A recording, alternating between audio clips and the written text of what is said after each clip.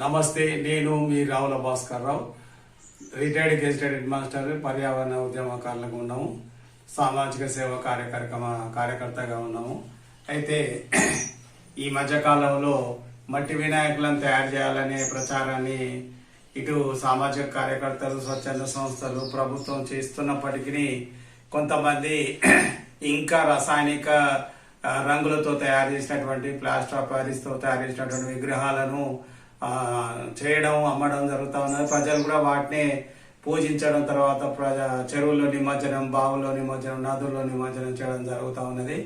So ఇలా చేయడం వల్ల పర్యావరణానికి ఎంత నష్టం ఉన్నది అనేది మీకు ఒక 2 నిమిషాల్లో మీకు చెప్పడం జరుగుతుంది.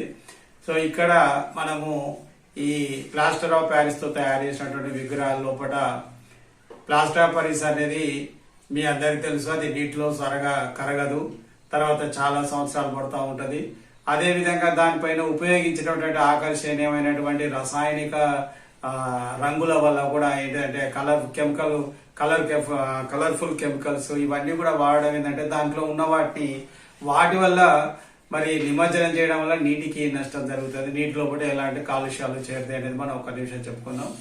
దాంట్లో ప్రముఖంగా క్రోమియం బేస్డ్, కోబాల్ట్ బేస్డ్, తర్వాత మెగ్నీషియం బేస్డ్, ఇట్లా రకరకాలైనటువంటి కార్బన్ కాంప్లెక్స్ సంబంధించినటువంటి రసాయనాలు దాంట్లో ఉండడం వల్ల అవన్నీ కూడా ఏమైతుందంటే నీటి లోపల కలిసిపోవడం జరుగుతుంది. నీటిలో కలవడం వల్ల వెంటనే మనకు జరిగే నష్టం ఏంటిదంటే దాంట్లో ఉన్న జీవరాశులు, తర్వాత నీరు, తాగునీరు, సాగునీరు, ఇవి 2 కూడా ఏమైతుంటే కలుషితం అయిపోతాయి. ఈ కలుషితం అయిపోయినటువంటి నీటిని తాగిన పశువులు, ఆ పశువుల పాలు తాగిన మనకు, తర్వాత ఈ నీరు, చెరువుల నీరు పంట పొలాలకు వెళ్ళడం, పంట పొలాల లోపల నుండి ధాన్యం లోపలికి కూడా ఈ విషపూరితమైన రసాయనాలు చేరడం జరుగుతుంది. అంటే మనం చేసి ఒక దగ్గర చేసిన తప్పు తిరిగి మళ్ళీ మన శరీరానికే చేరుతా ఉంది అనేది ప్రజలు గమనించాలి.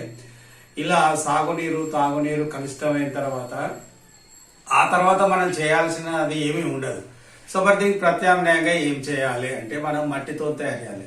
నిజానికి ఆది కాలంలో కూడా మనం పురాణ శాస్త్రాల్లో చూస్తే పార్వతీదేవి పిండితో తయారు చేసినటువంటి వినాయకుని విగ్రహాన్ని తయారు చేసుకున్న, పిండితో తయారు చేసిన ఒక పిల్లవాడిని తయారు చేసుకొని తన స్నానానికి వెళ్ళేటప్పుడు కావలిగా ఉంచిపోయింది.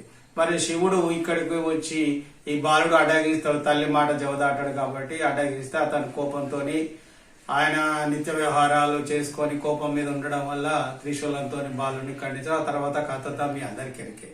మరి మనం కూడా నిజానికి బేసిక్ గా ఫస్ట్ పిండితో తయారు చేసిన విగ్రహాన్ని మనం పూజించాలి.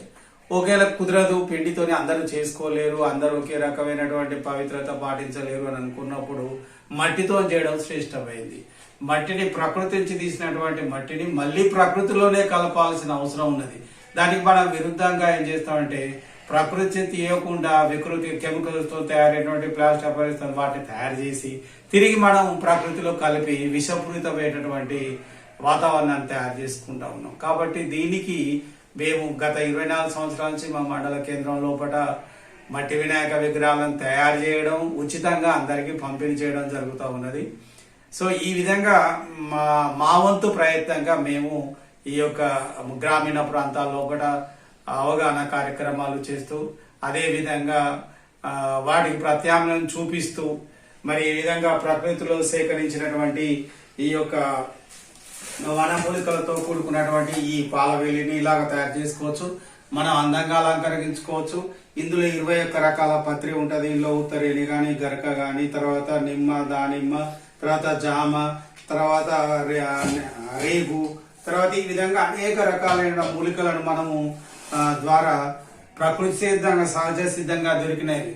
మనకు పసుపు, కుంకుమ ఇవన్నీ కాకుండా కూడా మన ఈ యొక్క ఆకులు పత్రాలతోనే గనక దేవుని అర్చించినట్టయితే, ఈ విధంగా పిండితోనే మనం గనక వినాయకుడిని తయారు చేసుకున్నట్టయితే మనం ప్రకృతి నుంచి ప్రేమించిన వాళ్ళమైతాం, ప్రకృతి ప్రేమికులమైతాం.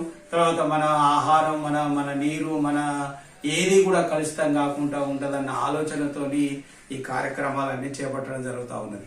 సో ఈ విధంగా మేము ఇక్కడ తయారు చేసింది గోధుమ పిండితోని, పసుపు, గోధుమ పిండి కలిపినటువంటి వినాయక విగ్రహం తయారు చేసినాం. ఇప్పుడు మేము ముందుంటే ఎలుకను కూడా తయారు చేసినాం. మరి ఎలుకను కూడా వినాయకునికి ఎందుకు ఎన్నుకోవడం జరిగింది. అందరూ పక్షులు, రకరకాల జంతువులను, సింహాలను, ఏనుగులను ఇవన్నీ ఎన్నుకుంటే వినాయకుడు ఎలుకను ఎందుకు ఎన్నుకున్నంటే అతి చిన్నదైనటువంటిది మనకు కనిపించే ఈ యొక్క జంతువు ఎలుకకు దాని యొక్క చురుకుదనానికి, దాని యొక్క తెలివికి, తర్వాత ధాన్యాన్ని ఎక్కడున్నా గుర్తించగలిగేటువంటి స్ఫురద్రూపి, అట్లాంటి దాన్ని మన స్వామి ఎన్నుకున్నాడు. ఈ ఎలుక ద్వారా ఈ ఇక్కడ ఉన్న గజానికి, ఈ గజముఖానికి ప్రత్యేకత ఉన్నది, అది మీ అందరు తెలిసిందే. ఎలుకకు ప్రత్యేకత ఉందని మీ అందరు తెలిసిందే.